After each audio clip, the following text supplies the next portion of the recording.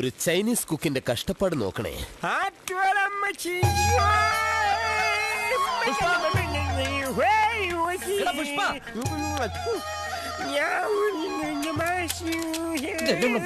ഇതുവരെയും breakfast ready ആയില്ലേ? Just മണിക്കൂർ. ഇപ്പൊ ശരി. മണി 11 അതൊരു സമയമേ അല്ല. ചൈനീസ് വിഭവങ്ങളുടെ ഒരു പരീക്ഷണ കേന്ദ്രമാണ് ഈ ഷാങ്കായ് പുഷ്പൻ. 1988 തോന്നുന്നു. ചൈനീസ് പ്രധാനമന്ത്രിയായിരുന്ന അക്കുസേട്ടൻ എന്നെ കെട്ടിപ്പിടിച്ചിട്ട് പറഞ്ഞു, നീ കുണ്ടലേടു ചെയ്യലുടൻ ABCD കൂടി തെലിസിലു ഇന്ത്യയിലേക്ക് ഉള്ളതിൽ വെച്ച് തൂസ്റ്റേ നിന്ന കൊത കൊന്തലെ ഒരു പ്രസ്തേ സ്വര ഇന്ത സ്ഥലം കാലിയായതു. അതും പറഞ്ഞ ആ പാവം 100 രൂപ എടുത്ത് എന്റെ കൈ തന്നു. ജസ്റ്റ് തലക്കി വിളിച്ചു. അതിന്റെ അർത്ഥം ഞാൻ പറഞ്ഞുതരാം. ആന്ധ്രയിലെ ഏതോ ഒരു ചായക്കടയിൽ ചായ അടിക്കാൻ നിന്ന് നിന്റെ അടുത്ത് അതിന്റെ മുതലാളി പറഞ്ഞു, പാചകത്തിന്റെ ABCD നിനക്കറിയത്തില്ല, ഇനി ഈ പരിസരത്തെങ്ങാണം വന്നാൽ കൊന്നു കുഴിച്ചു മൂടി കളയുന്നു, വേഗം സ്ഥലം വിട്ടോണം. അതും പറഞ്ഞൊരു 100 രൂപ എടുത്ത് കൈ തന്നു. മനസ്സിലായ? ഇതായിരുന്നു എന്റെ അർത്ഥം. നിർത്ത് മതി വാചോടി ചേട്ടാ. നീയേ ഭക്ഷണം എടുത്തു വെക്ക്. അതെ, എനിക്ക് സഹായത്തിന് ഒരു ലേഡീസ് കുക്കിനെ വേണമെന്ന് പറഞ്ഞിട്ട് നിങ്ങളത് അപ്പോയിന്റ്മെന്റ് ചെയ്തില്ലല്ലോ.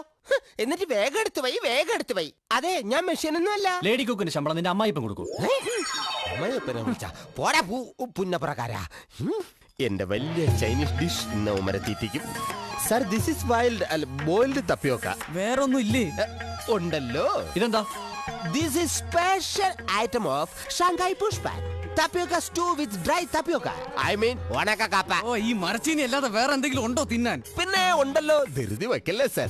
This is what is called tapioca finger chips. ഓ, ഒന്നും വേണ്ട, എന്തെങ്കിലും കുടിക്കാൻ കിട്ടുമോ? Just a minute. ഒന്ന് പിടിക്കാൻ.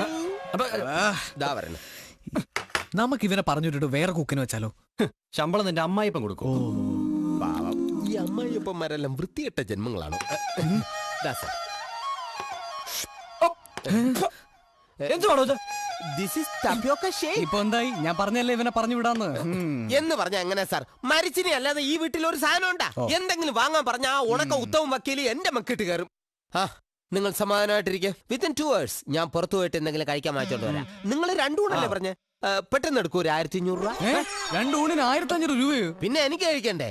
നിങ്ങളെ പോലെ അല്ല, ഞാൻ ഭയങ്കര എക്സ്പെൻസീവാ. ഓക്കെ, വിഷമിക്കണ്ട. നിങ്ങളുടെ പേരിൽ ഞാൻ കടം പറയാം. ഈശ്വര, ഒരു കുക്കിന്റെ കഷ്ടപ്പാട് എനിക്ക് മാത്രമേ അറിയൂ. ദൈവമേ, അവിടെ ഉള്ള ആരും ഇവിടെ കാണല്ലേ. Hi, I am Shankai Pushpan. വീണ്ടും വന്നു.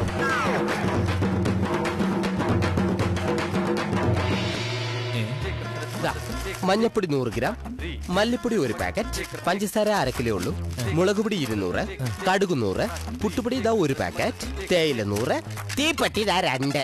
മൊത്തം 110 രൂപ 50 പൈസക്കുള്ള സാധനമുണ്ട്. ഇക്കണ്ട പൊടിയെല്ലാം എടുത്തുണ്ടോ? അവിടെ എന്ത് ചെയ്യും? അത് ഞാൻ ഉറുമ്പൊടി വെച്ച് അഡ്ജസ്റ്റ് ചെയ്തോളാം. കുക്കല്ലേ, കാശെടുക്കും. എന്നാ 100 രൂപ പിടി. 100? 100 100. അതെ, ഇനി വരുമ്പോ ബൂസ്റ്റ് ഹോർലിക്സ് ഒക്കെ ഒന്ന് ട്രൈ ചെയ്യുന്നേ. അയ്യോ, അത് എനിക്ക് തന്നെ തികയില്ല, അറിയില്ലേ? അതെ, ഒരാൾക്ക് അരിയൊക്കെ കൊണ്ടുവരണമെന്ന് എനിക്ക് താല്പര്യമുണ്ട്, പക്ഷെ ഇതിനകത്ത് സ്ഥലം വേണ്ടേ? ആ ക്ലോക്ക് ഒന്ന് ശരിയാക്കൂ.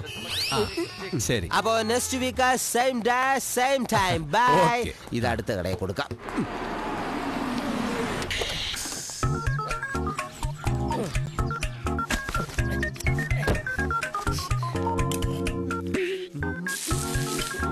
പുഷ്പ, എടാ പുഷ്പ, പുഷ്പ, എടാ കുട്ടേ, സൂപ്പർ മാർക്കറ്റിലെ ഈ മാസത്തെ ബിൽ എത്രയെന്നറിയാവോ? പറഞ്ഞാലല്ലേ അറിയാവൂ. 6300 രൂപ. എവിടെ ഈ മാസം വാങ്ങിച്ച സാധനങ്ങളൊക്കെ എവിടെ? ഒന്ന് ചെക്ക് ചെയ്യണം. എന്താ അടുപ്പിലൊരു നാറ്റം? എന്താ ഇവിടെ ബഹളം? വിനായകൻ സാറിന്റെ അടുത്ത് കണക്ക് കൊടുക്കേണ്ടവൻ ഞാനാ. മാസം 3000 രൂപ ചെലവാക്കാവുന്ന ഓർഡർ ഇപ്പൊ തന്നെ 6300 രൂപ കഴിഞ്ഞു. ഇതൊക്കെ കേട്ടാ തോന്നുന്നു ഞാൻ ഇവിടുത്തെ സാധനങ്ങളെല്ലാം അടിച്ചു മാറ്റി ഏതോ ഹോട്ടലിൽ കൊണ്ട് ചെന്ന് വിൽക്കുവാണെന്ന്. ഈ നാട്ടിൽ സത്യസന്ധതയ്ക്ക് ഒരു വിലയില്ലേ? എന്നെ കൊണ്ടൊന്നും പറയിപ്പിക്കരുത്. എന്റെ സത്യസന്ധത ഞാൻ കാട്ടിത്തരാം. നിന്നെ ഞാൻ കോടതി കെട്ടിയില്ലെങ്കിൽ എന്റെ പേര് അഡ്വക്കേറ്റ് ഉത്തമൻ എന്നല്ല. എന്നാ വേഗം ചെല്ലേ. അങ്ങനെയെങ്കിലും കോടതി വരാൻ എങ്ങനെയുണ്ടെന്ന് അറിയാലോ. അങ്ങനെയാണെങ്കിൽ ആദ്യം കേസ് കൊടുക്കേണ്ട നിങ്ങളുടെ ആ മുതലാളിയില്ലേ, വിനായകൻ നായ്ക്കർ, അയാൾക്കെതിരെ. ഇവനും കൂടെ അവകാശപ്പെട്ട സ്വത്തൊക്കെ അടിച്ചു മാറ്റി മലേഷ്യ, സിംഗപ്പൂരിന് ഗാളി അടിച്ച് നടക്കുമല്ലേ? അനാവശ്യം പറയാൻ. ഇവരുടെ കുടുംബകാര്യത്തിൽ ഇടപെടാൻ നിനക്കെന്താ അവകാശം? നിന്നോട് പല പ്രാവശ്യം ഞാൻ പറഞ്ഞിട്ടുണ്ട് ഇവിടെ ഒന്ന് കുറ്റിയടിച്ച് കിടക്കരുതെന്ന്. നിനക്കെന്താ വീട് കൂടി ഒന്നുമില്ലേ? വീടില്ല, കുടിയുണ്ട്. It's none of your business. Okay, ഇവൻ എന്റെ ക്ലോസ് ഫ്രണ്ടാ. ഇവൻ എന്തെങ്കിലും പറഞ്ഞാൽ സഹിക്കല്ലേ? വിനായൻ സാറിനെ പറഞ്ഞാൽ ഞാനും സഹിക്കല്ലേ? അനിയന് ചേട്ടൻ കൊടുത്തുവിട്ട പിറന്നാൾ സമ്മാനം. പിറന്നാൾ സമ്മാനത്തിന് പകരം ഒരു പാർട്ടി വെക്കാൻ പറഞ്ഞിരുന്നെങ്കിൽ ആ പേരും പറഞ്ഞു കുറച്ച് സാധനങ്ങൾ അടിച്ചു മാറ്റി വെക്കാമായിരുന്നു. ഹാപ്പി ക്രിസ്മസ്, റംസാൻ, ദീപാവലി, വിഷുദിന ആശംസകൾ. എന്താ? പിറന്നാൾ ആശംസകളെന്ന്. അതെ, ചേട്ടൻ തന്നുവിട്ട ഈ സമ്മാനം മോന് ഇഷ്ടമായില്ലെങ്കിൽ എനിക്ക് തന്നോളൂ, ഞാൻ അഡ്ജസ്റ്റ് ചെയ്തോളാം.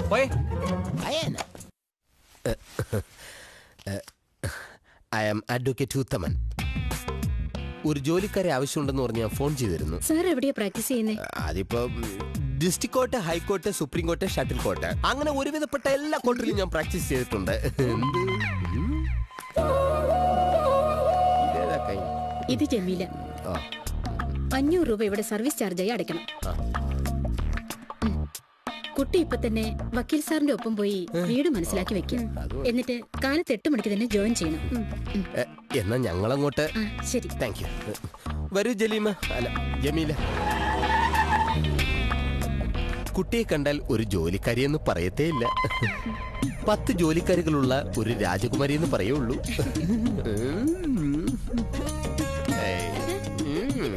ചുമ്മാരി, നമുക്ക് ഏതെങ്കിലും ഹോട്ടലിൽ റൂം എടുത്ത് ഒരു 4-5 കോമഡികൾ കാണിച്ച് 3-4 ദിവസം അവിടെ തങ്ങിയാലോ? ഇനി അടിക്കരുത്, എനിക്ക് കണ്ണുവയ്യ.